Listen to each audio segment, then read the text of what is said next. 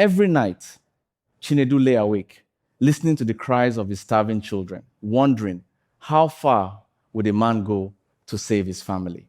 Before we continue, please take a moment to subscribe to the channel so you don't miss any of our captivating African stories. In the dusty village of Ikot-Ekpe, in the heart of southeastern Nigeria, there lived a man named Chinedu.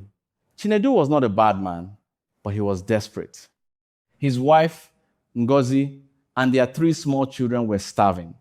The rains had failed, the harvest was poor, and the debts at the market weighed on him like stones.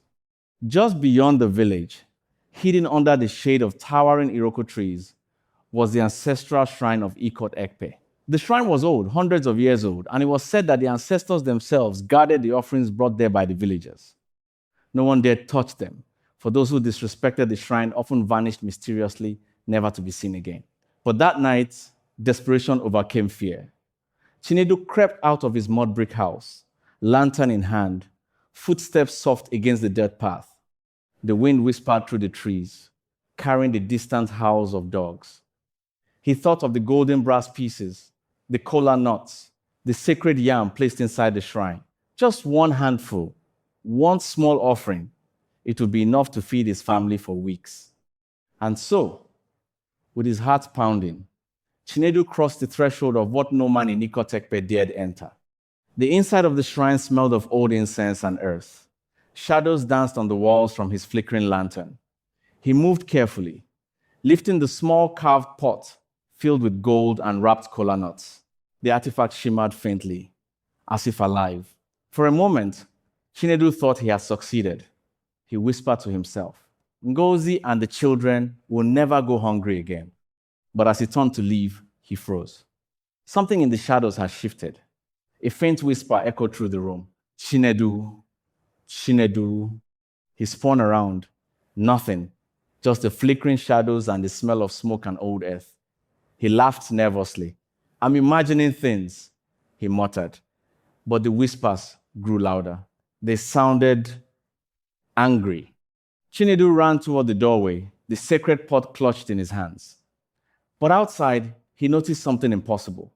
His reflection in a small pool of water on the ground wasn't his own. The figure in the water grinned at him, mimicking every step, every shiver, every heartbeat, but with a cruel twist. Chinedu stumbled backward, spilling the lantern. The light went out, and darkness swallowed him. His breath came in short gasps. He realized he was no longer alone. Faint forms moved in the shadows. Whispers continued to call his name. Panic overtook him. In his haste, he tripped over the roots of an Iroko tree and tumbled down the dirt path leading home. Behind him, he thought he heard a low growl, like the spirits themselves were pursuing him. The next morning, the villagers of Ikot-Ekpe woke to chaos. The sacred shrine doors were ajar, offerings scattered, and the pot of gold gone. Who would dare? Cried Elder Obinna, the village's spiritual leader. This is sacrilege.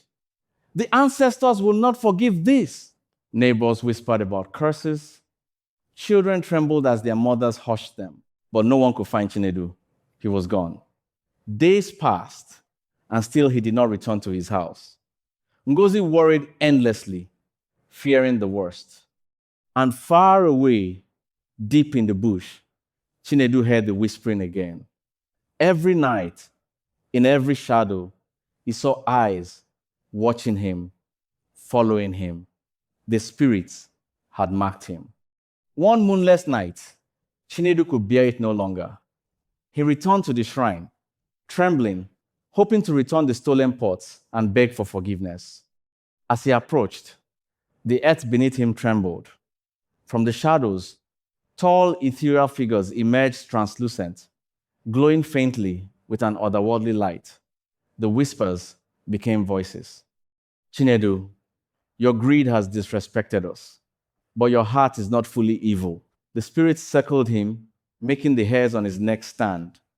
One appeared closer, its eyes like burning coals. Return the offering. Admit your wrongdoing. Make peace, or the curse will follow you for generations. Chinedu fell to his knees, tears streaming. I'm sorry, I was desperate. I meant no harm. I will return it. He placed the stolen items back on the shrine's altar. As soon as he did, the whisper stopped. The shadows receded. The spirits gave a final warning. Let this be a lesson. Desperation can blind even a good man. Respect the sacred, always. Chinedu staggered home, exhausted but alive. He never took anything from the shrine again. From that day, he walked honestly. And slowly, the rains returned, the harvest improved, and his family prospered. And so, the story of Chinedu, the man who stole from the shrine, is told in Ikot-Ekpe to this very day. A reminder that the ancestors are always watching, and no act of greed goes unnoticed, even when hunger drives the man to do the unthinkable. Remember, respect the sacred, for some debts cannot be repaid in gold alone.